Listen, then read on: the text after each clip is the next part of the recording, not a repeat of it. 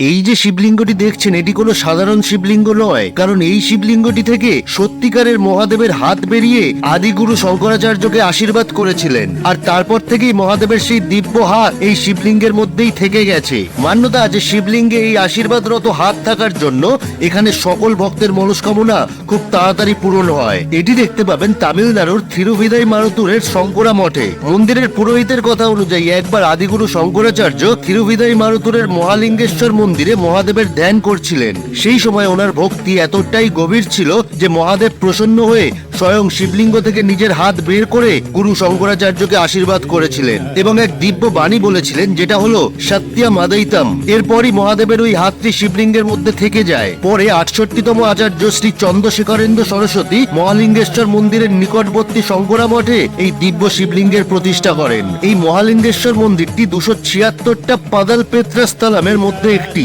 মন্দিরের ভিতরে নন্দীজির একটি বিশাল বড় ও সুন্দর মূর্তি আছে। তাহলে তামিলনাড়ু গেলে মহাদেবের এই দিব্য শিবলিঙ্গের দর্শন অবশ্যই করবেন।